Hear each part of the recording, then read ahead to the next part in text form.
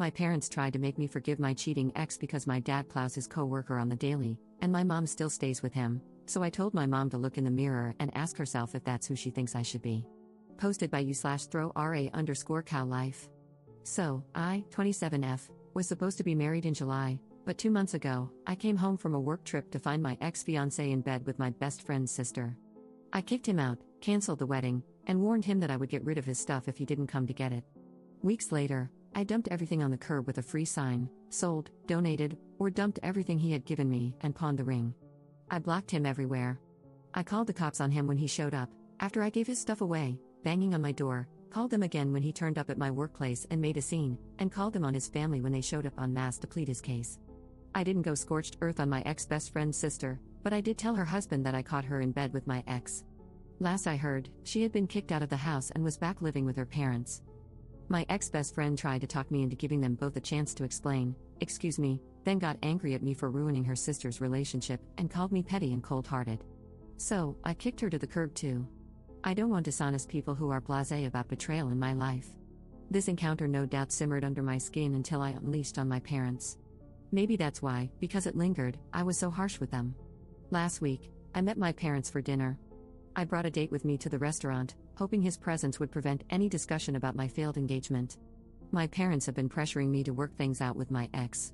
He's so sorry. I owe it to him to talk to him, to give him 5 minutes to explain himself. She meant nothing to him, he made a mistake. I'm cruel for shutting him out the way I have. How could I call the police on him? How could I do the same to his family? His parents are good people. They didn't deserve to be humiliated like that. He's having a rough time, he's depressed, and everyone is worried about him. He loves me, really loves me. He's learned his lesson.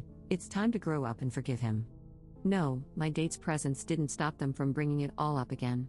I lost my cool. I asked my father if he expected me to give my ex a pass every time he sticks his thing into anything that moves, like he does. I asked my mother how turning a blind eye to her husband's infidelity works for her. How does she hold her head up while having lunch with women who have slept with her husband for years?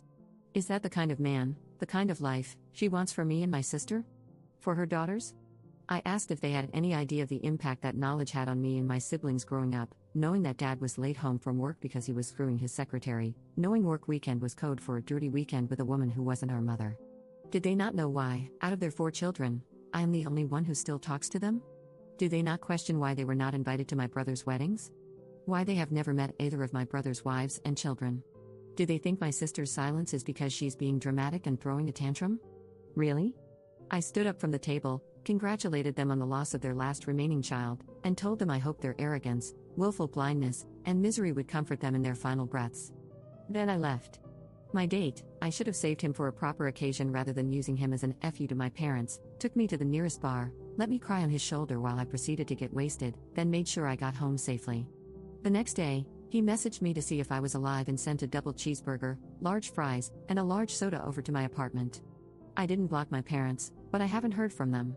It's been a week, and I've calmed down enough to feel regret, not for what I said, but because I can picture the looks on their faces when I made my final farewell. I crushed them, hurt them, especially my mother. Despite their faults, and there are many, I love my parents. I don't like knowing I hurt them. I'm feeling a lot of guilt about it. Was I wrong here? Edit. I have yet to read all the comments, but from what I've seen so far, I think some details need to be cleared up. My date knew we were going to have dinner with my parents. He asked me out that morning. I told him my plans for the evening and jokingly asked if he wanted to come along. I didn't expect him to say yes. I then informed him I wasn't serious and that it would probably be a little uncomfortable, and he replied that if needed, he could post bail. So, there you go. He did not enter that restaurant unaware of potential drama. Edit. The people mentioned in my post are not the only people in my life. I have my siblings, they didn't cut me off. My sister flew in to be with me just days after I discovered the cheating. And I have good friends. Friends who helped me pack up my ex's things and helped me move it all down to the curb. One friend found me a guy who paid a fair price for the engagement ring. I only mentioned my ex-BFF, etc., because how they acted and what they were saying contributed to all those buried feelings, which had been dormant for years, coming out when they did, in the way they did. Commenter. Not the jerk, so many people are saying, be the bigger person, but that's just straight up BS. They want you to turn a blind eye to betrayal, but no, some of us find that to be a complete deal breaker. I'm with you 100%, cut them all out of your life because what's more important is your mental well-being, not giving closure or forgiveness to those who hurt you. As for your parents, they made their choices, and now they have to live with the consequences of their crappy actions. Ops response: I could maybe be the bigger person if he got me a burrito instead of the taco I wanted. But cheating on me in my apartment, in my bed? Screw off and take your filthy bum out with the other piece of trash. Update 6 months later. It's been a hot minute since I was here last. Life has been busy, work has been busy, and updating Reddit wasn't on my mind. Apologies to all those who continue to send messages asking for an update. I figure better late than never. Where to start? First, a thank you to all who replied to my post. I tried to read every comment, and though I didn't post for the validation most of you gave, receiving it did lighten the load a little bit. It didn't take away the guilt I carried, but I was able to work through that and see that, although my timing was off, what I said was absolutely necessary. Thank you, too, to those who sent me private messages rather than posting on the main thread.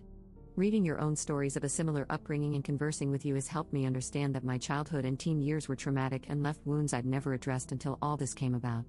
One more shout out to those who sent harassing messages about my choices.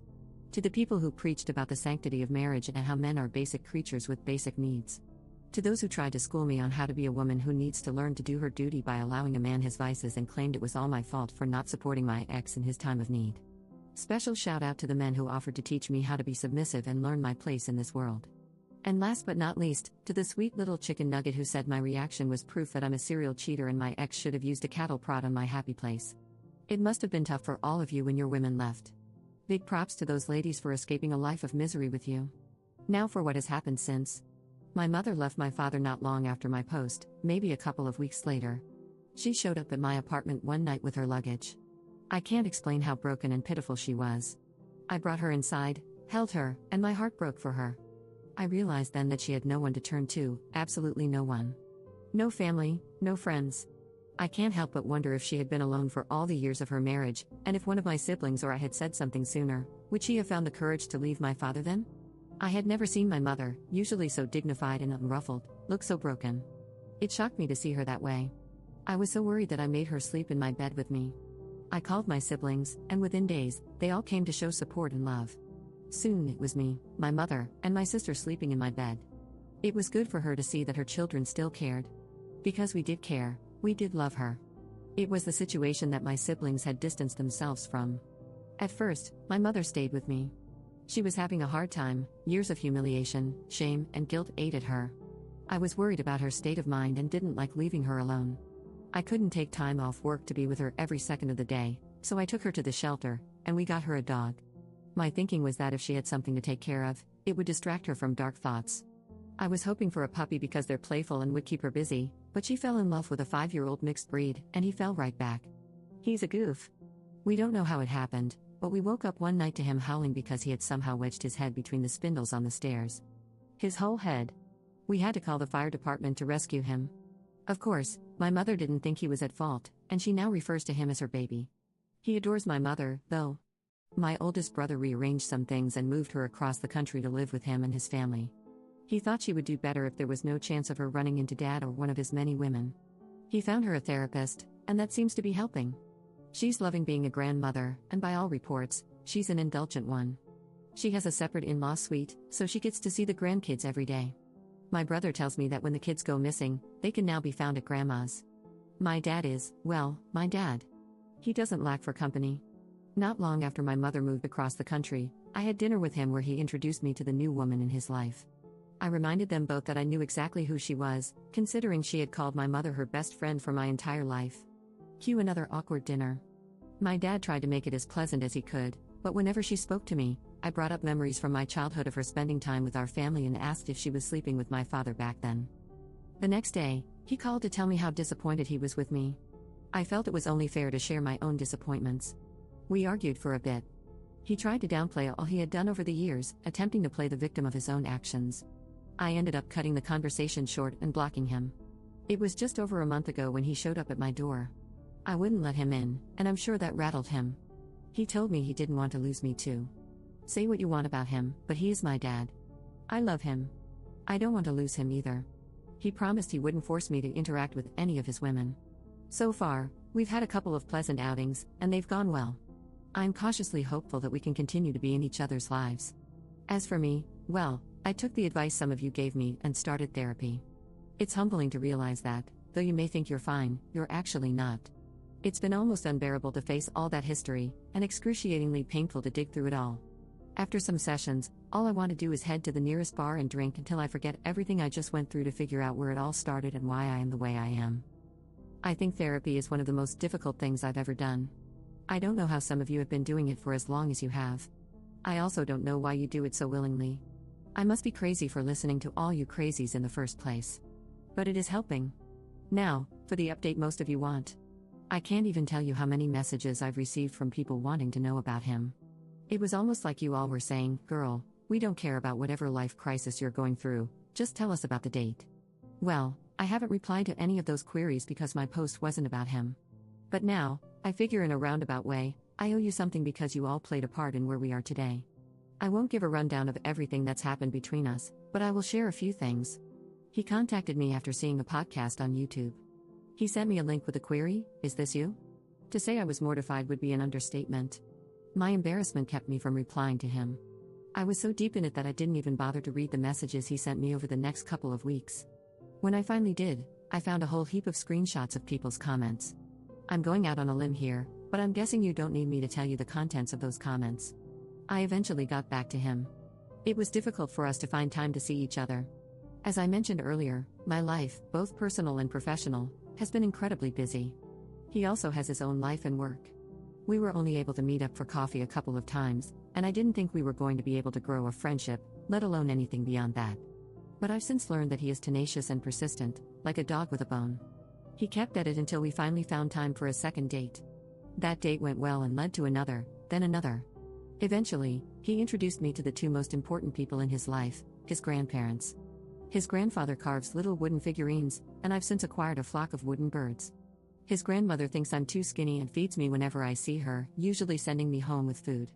He gets along with my sister and brothers. He came with me to visit my mother on her birthday and met them all. He was very gracious with her. I had him saved on my phone as Cheeseburger. He took issue with that because he bought me a double cheeseburger, so I started calling him Double Cheese, and then shortened it to DC. He's still saved in my phone as Cheeseburger. He's an undercover Swiftie, and I don't quite know what to do with that.